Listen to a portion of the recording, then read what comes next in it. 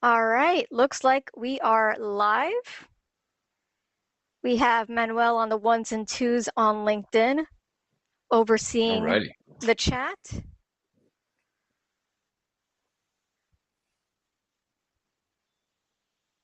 And he has given us a big thumbs up saying that he can hear us and he Well, can see our that's presentation. always a positive sign, Carla. It is, it Always is. a positive.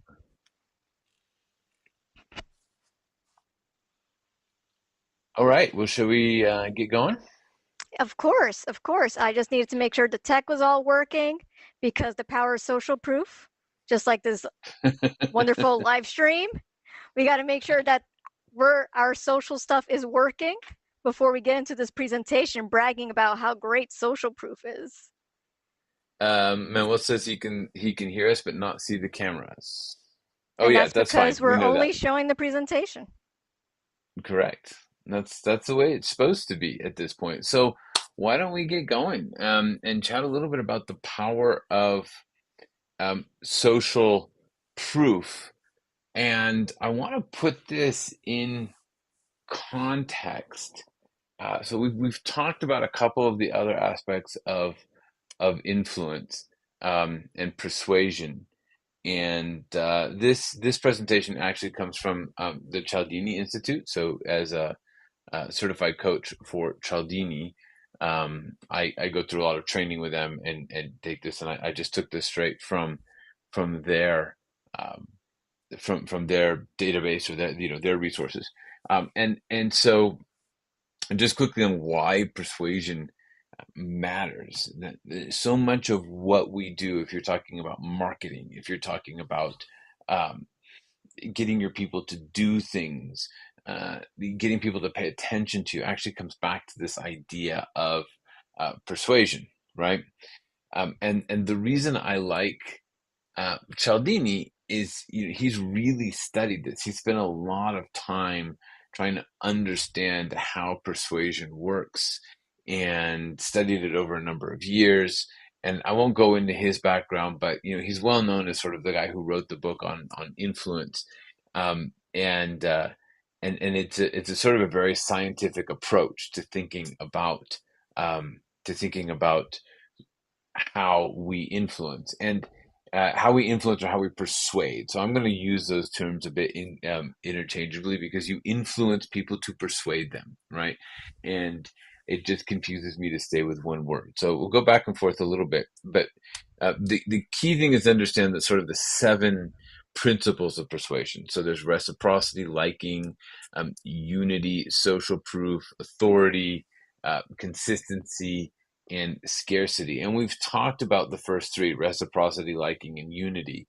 And those videos are available on YouTube, so you can see how those three work. And now I wanted to get into social proof. And social proof is an interesting one that we often get wrong, uh, but that can be very powerful, even in a very subtle way. Like, there's a lot you can do with social proof. You don't have to blast it out to people.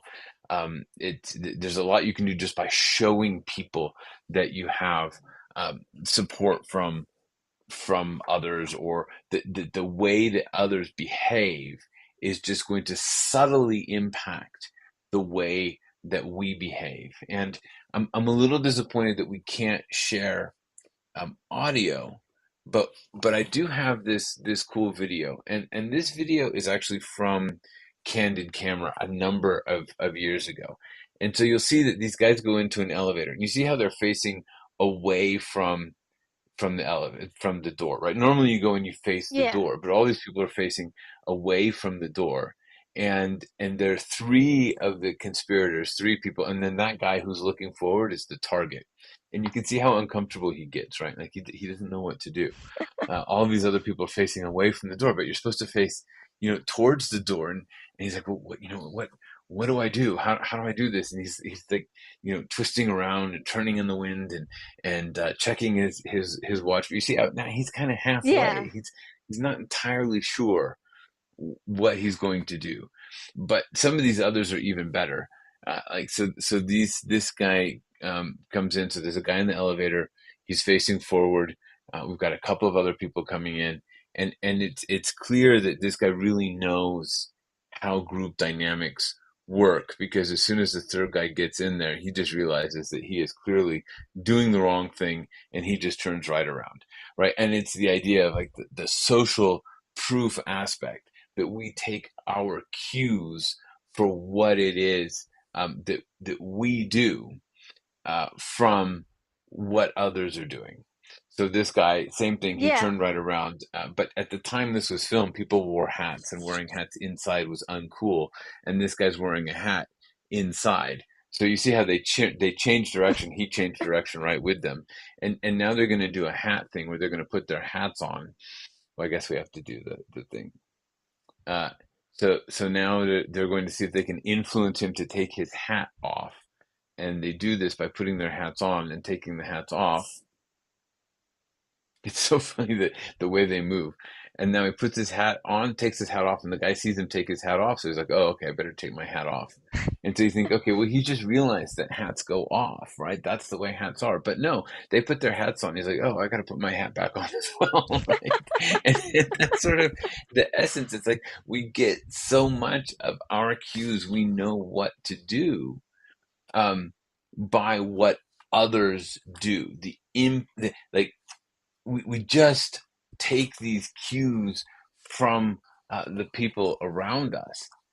And that's the idea behind social proof. So here's another wonderful example. I don't know if you've heard of this guy, Sylvan Goldman. I have He not. invented the shopping cart, right? And you think about, have you ever gone grocery shopping, Carla? Of course, yeah. I went this Yeah, Sunday. you're muted for whatever reason, but you said of course.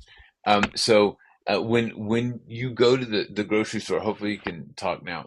Did you ever use a shopping cart? Yes, I have. Can you Yeah. hear me? So you're still Perfect. muted, but people generally now, they go into a supermarket and they use shopping carts, and they don't even think about it. Well, he realized that in his store, people were just carrying baskets, and they would stop shopping when their basket was full because they had to carry it. So he came up with the shopping cart on wheels to get people to uh, to buy more. And the problem was, he tried to show people how to use these carts. He tried to explain it. He had like flyers with instructions, and people just didn't get it. So what he did to solve the problem is, so he had like all over the place signs and pictures, and this is how you do it. And he realized uh, that people just didn't see other people using the shopping cart. So he actually went out and hired actors to walk around the store using their Interesting. shopping carts, so that customers would see them using shopping carts. And then when they saw them using the shopping carts, they would also start using the shopping carts, That's which is incredible. super interesting, I think. So you're still muted, Carl. I don't know why. Oh, It's you know okay. what? The You're not audience muted. can hear me. You can't hear me, but it's okay. The Yes, audience I can hear couldn't me hear agreeing with you. you. Oh my goodness. I would explain to everybody why that was the case, but I'm not going to, because it's too embarrassing. Um, so so so that's the challenge here from an ethics perspective. There's a real question around whether it makes sense, whether hiring actors is actually ethical, right? And so you want to think about, from what you're doing, if you're faking your reviews or faking your information, there's an ethical consideration to keep in mind. And in my view, and certainly in the Cialdini's view, we want to stay on the right side of ethics, because using these things in the wrong way can ultimately come back and backfire on you, right?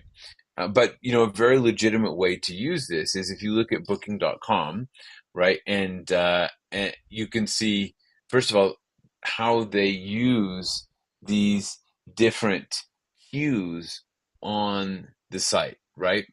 And we're all pretty used to this, to how uh, sites are now using this um, the social proof on their sites. Amazon does this all the time, right? And the funny thing was that they ran an experiment, and in the experiment they took away the social proof. So people were sort of annoyed with the social proof, and they said, oh, it doesn't impact me.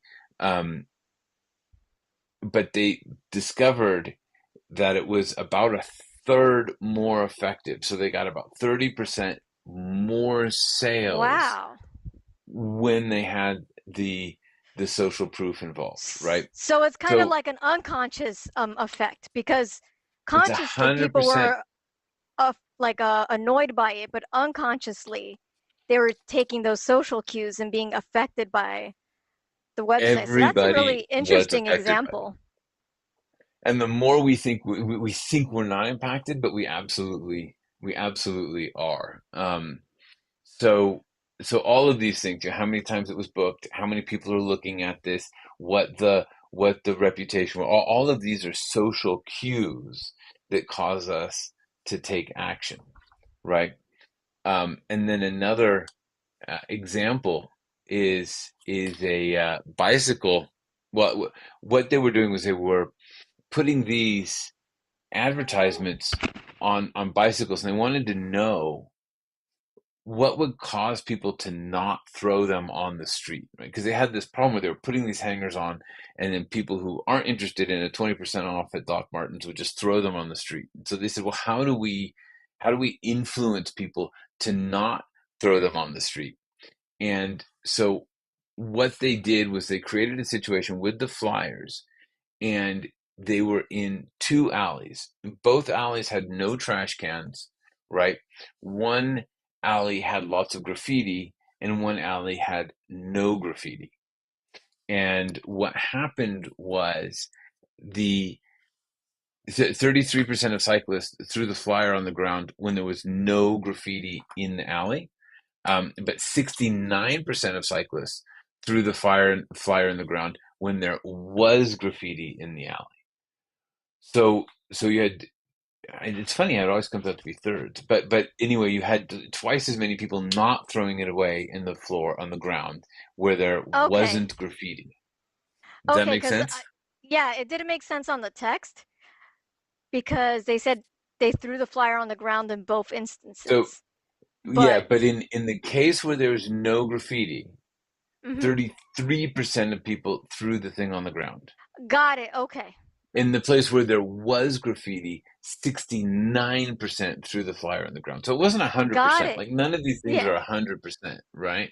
But uh but that's a huge difference, the 33 to 69. And you can see this, there's that broken windows philosophy, and you know, we had that in New York where they cleaned the subways, and this is sort of the concept behind that is that if you're seeing the graffiti, you're more likely to do graffiti, whereas if you see things that are clean, you're more likely to keep them clean.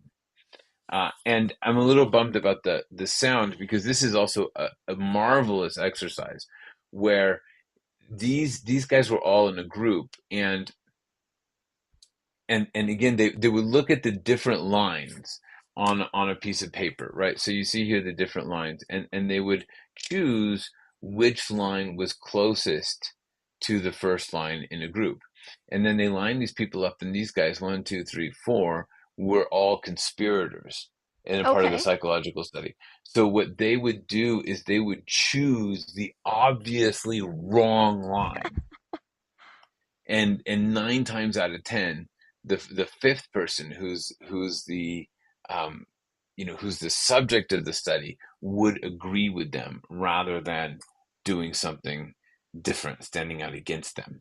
And they actually did some research and found they did this again with people under what's it called, where they're measuring your brain waves, Yeah. and they found that there's sort of like a social cue place that lights up, but there's also pain receptors. So they say it actually causes us a little bit of pain to go against the Wow, really? social cues, right? Like the brain does not like to go against the grain. Um, so I think that that's really interesting. And another case study is McDonald's, right? so with this one, they wanted to see how they could sell more desserts. So you know those automated machines where you buy your own thing at McDonald's. You know they have like the screen and you choose what you want. Yeah, yeah. Yeah, the monitors. So so what they did is they said that the McFlurry something, I can't remember which one it was, like the McFlurry Oreo or something was the most popular dessert, right? And all I they did believe was they said that. on the screen, it's this is the most popular dessert. And as a result of just saying that that was the most popular dessert, they didn't tell people to buy it, they didn't tell people to act, they didn't tell people to do anything. But as a result of saying that that was the most popular dessert, right? Um, they had a 48% increase in McFlurry purchases and a 52% increase in dessert purchases. So whether it was the McFlurry or anything else, the fact that they told people this got them thinking about dessert, and then they went and purchased their dessert, right? Or were more likely to purchase dessert. One other little thing that I want to mention here is the idea of what we do with testimonials. So if we think about the MSP space, right? We rely more on testimonials than people going to a screen and choosing things. Um, so the question is, how do we use testimonials on our website? How do we make testimonials when people come to check you out, and they're all going to check you out in some way on your website? How do you make the testimonial most effective? And again, this is a study. I mean, these are all Dutch studies because I guess I don't know the Dutch study this more, but they had this website, and you can see here there's really no social proof. It's all kind of buried in a menu here, and I can't remember which. So I think if you go to this one, you go down. Anyway, there's no social proof on the site, right? Yeah. It's all buried in a menu. They have a menu with testimonials somewhere. Um, so then what they did is they took that site and they actually put the information on the site itself. Okay. So they added right here the 5-star review. And I think I had another one where they added another front, but you can see now all of a sudden they've got some testimonial stuff right there on the front page and they sprinkled it out throughout the website. What do you think happened? They got an increase of sales. Yeah, but that's too easy. How much of an increase? Um, I'm gonna go Little with or the rule big? of thirds. Yeah, Maybe it's either 33 or 60. So it's either one of those yeah. two. So it always seems to come like in the social proof space, it always seems to come out to thirds, right? So and it is interesting. They got a 34.3% increase in sales Wow. as a result of making this change. Just this one change, which resulted in 3.1 million additional euros in revenue, right? So this is a crucial part of how people evaluate us. And so I went out and looked at a few MSP websites and I asked the question, you know, are there any testimonials? And you can see this one, there are no testimonials anywhere on the site. If I go here, there's testimonials, but again, it's buried in a menu. So if you think about this, someone has to go to your menu, to your website, and think, oh, what I really want to see are testimonials, and then go over to testimonials and and bring those up. That's not very effective. That's the situation that we were talking about before the guy put the information on the website. Similar thing here, right? Testimonials. It's under. Oh, I didn't. I was supposed to block all this out. So ignore who that is. We're going to move right on. So um, what I want to point out is you know I saw this in our stuff as well, Yeah. right? So we were putting our testimonials, burying our testimonials. So you'll see if you go to our website, I did two things. One, I created this what we call trust bar, right, with lots of logos. So then you can see all of the people who are working with us or who have worked with us. Not all of them, but we try and put a bunch of people up there so you can see that you know there are a lot of people that work with us. And then I add a testimonial right here on the front page. So as you scroll down right away, you get that testimonial, a case study of what somebody has experienced and how they've worked with us, and it's right there on the front page. The typically the first fold ends right at under our business grew 152% a year. So even at that first fold, it's going to pull you down to see more. And we've certainly seen significantly more engagement on the site. So this doesn't really convert to sales the same way e-commerce does. What I have seen is that scrolls beyond our top page has increased by over 100%. So it was something Oh, like, wow. 35% of people went to the next screen, and now it's something like 80% of people are scrolling down, right? And I'm attributing that to that one sort of change that I did around putting in the testimonials. So this works, right? Put some of these testimonials on the website. Put some subtly in places where you need them. See about collecting some of those reviews and the 5-star reviews, and on that, right? So you want to collect reviews. I think we haven't been very good about this, but I think it's a good idea to collect Google reviews and get some of those stars, right? People like to see stars. If you can see like 4 stars, that's even better. Numbers are always good. But here's a question for you. What do you think the best star rating is? I would say maybe the 4 stars and the 1 stars. Well, I'm going to say that if you're going to go to a site and evaluate them based on their star rating, what do you think the most effective average star rating is to have an influence on you? See, I would say 4 stars because I usually think sometimes the 5 stars are like, fake. Exactly.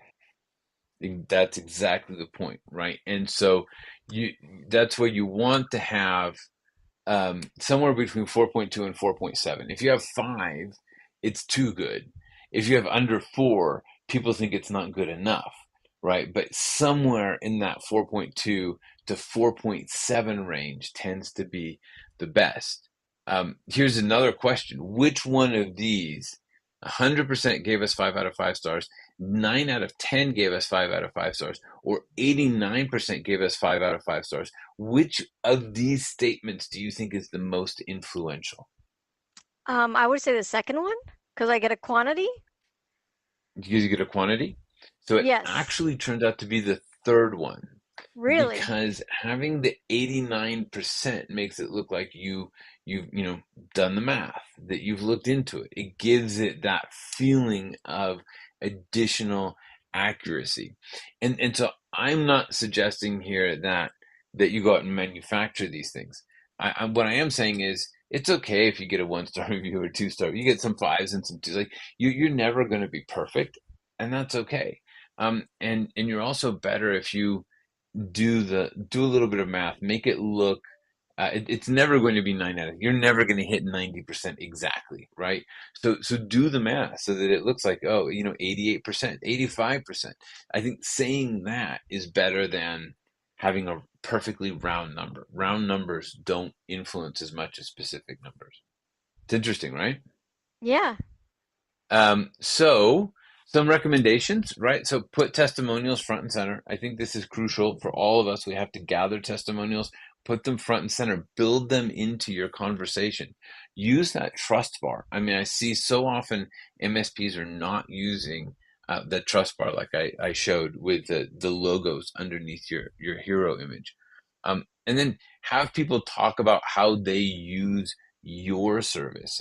This is uh, I didn't put this in the presentation so much, but we're finding, great results from people just talking about us. People go on podcasts and mention our name, and then people say, "Oh, I heard about you on XYZ podcast." It's so much better than you talking about yourself, and we'll talk a bit more about that when we get to authority. But I would say the more you can create this clarity around other people using your service, the more other people are going to want to use your service. And so that's the idea behind social proof. A couple of recommendations here. Um, I'm not sure if we have any questions, but that's the idea. Um, No, I don't see any so questions here. any questions from your side? I don't see any questions here, but let me see here. Oh, I do see a comment. So David commented saying, customer testimonials equals social proof. No need to fake it with actors. Exactly. You don't want to fake it with actors. The using actors is it's just not a good idea. Like faking the results is not a good idea. It's just ethically problematic, and there's just something about being dishonest that's not going to um, sit well with you over time, right? So I would say don't use actors, and yeah, use those testimonials. Let people talk about you in their words, their way, and that's the thing that's going to be most valuable. So 100% in agreement. Don't use actors. There's no need to use actors. So we don't have an official question. Actually, no, we do have one here. There's someone saying that if they're uncomfortable, like if they don't have testimonials, what's the best way to get testimonials from their clients? Because it's sometimes an uncomfortable conversation, like to ask for like almost like compliments. It's kind of like an awkward conversation. So they're wondering like what's the best or most organic way to get it? Well, you got to overcome the. I don't think there is an organic way to ask for a testimonial. I think you just have to ask. You just have I to mean, do it. sometimes maybe during an Um, SBR, if they say something nice about you, you can say, "Hey, can I use this?" yeah, I would so I would imagine. say so capture the stuff that comes through. People send you emails and they say good things about you. You might see people say good things about you on social media. Like we have a bunch of testimonials from people who just posted something about us on social media and we use that as a testimonial. I mean, if it's publicly stated, I figure, hey, that's legit, right? Um, the other thing so you can look at what people are telling you and saying to you and the feedback that you get from you, and you can use that as a testimonial. Um, but the other thing is just to get over it and ask. There are just some things that make us uncomfortable as entrepreneurs that we have to do anyway. And you'll find, I think if you reverse it, you'll find that you're actually pretty willing to give people testimonials. Like you're uh, open to that, and you like supporting the people who you like to work with. So it's usually not a terrible. People are usually pretty happy to say, "Yeah, I'm happy to give you a testimonial," and to have that conversation. We like to do it on video, uh, and try and have an interview with somebody, and then use that. In the future, we're also going to talk about your net promoter score, and I'm not sure when that is. It's either next week or the week after. But you can see it in our LinkedIn. You can see the upcoming sessions. And one thing about that is if you regularly send out the NPS, and and that's asking people for their opinion, asking people for feedback. That's another place where you can just naturally ask for a testimonial, and people will generally put something in there that you can use. But it is a habit. It is building the habit. I know I never did it, and then I realized how important it was, and uh, now we ask, and people do. One of the things I haven't asked for is star reviews on Google, right? So we're a little behind on star reviews on Google. But somebody said the other day, "Well, I wish you had more Google reviews." I'm like, "Well, okay, we better ask for those." Yeah, and just to answer the question, I believe we're going to have the NPS conversation on October 3rd, the one question customer October 3rd. satisfaction survey. Yes. And next week, we're going to be talking about SOPs. On the 12th, we're going to be covering levels of awareness. So those are the next two upcoming ones, just Yeah, in good. case. So SOPs, how you're going to standard your business. Maybe you can put an SOP together around how to gather testimonials. Um, And then levels of awareness is a marketing concept where, people go through this journey of getting to know you, and we're going to talk about where they are at each stage of the awareness journey. So that should be a good conversation as well. That's good. So this time I missed it. Last time I asked you what next week was. and I was and it prepared this wasn't right in time. front See, of I you. learned my And this lesson. time you were prepared, and then I threw a wrench in the system. Like, hey, there's this NPS thing coming up. Oh man, really, Jeff? Always keeping me on my toes. Well, I do have one other question here. Is there any kind of freebie or tool that we can give to our audience in regards to this conversation? Do we have something like a blog post or something that you can think of from the top of your head? Since now I'm putting you on the spot. Well, I don't know. I mean, we do have the list of Um, actionable items and recommendations. So I think that is homework, adding in the trust bar and all that stuff. yeah, I think we have a tool called the testimonial lifecycle tool. But it's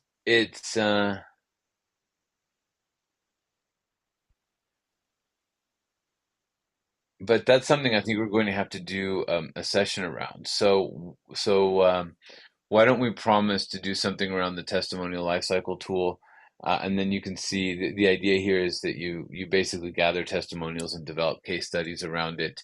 But other than that, we don't really have anything that I can think of. I'm just searching the site off the top of my head that's just um, how to get testimonials, or I think it's just a matter of asking for testimonials. Good All right. question though, because Yeah. we almost always have a tool, don't we? Yeah, we almost always do. That's why I was like, but luckily we do have the homework assignment. We do want you all to gather the logos at least of your clients, add them onto your website. So you at least have some stuff to do between now and October when I believe we'll be doing the testimonial lifecycle tool. And then if you have any Yeah. questions, you can always just reach out to us. If you can't wait till October, reach out to us. We'll give you some more homework if you're, hungry for more. Yeah, if you go to the website starkrowmanage.com, you'll see we have a way to book a free coaching call. So we'll get on the phone with you, and we'll find you a tool if you need a tool. Yeah, we're all about those tools. So, anyways, everyone, so remember that you are loved, and we'll see you again next week. We do hope you enjoy the holiday weekend. And if you don't enjoy the holiday weekend, then next week we'll be talking about SOPs and finding a way so that way you can actually enjoy your Labor Day weekend and any other future holiday weekends that come up. Absolutely. That's a great tie, and I love that. All right. Bye, All guys. right, guys. Bye.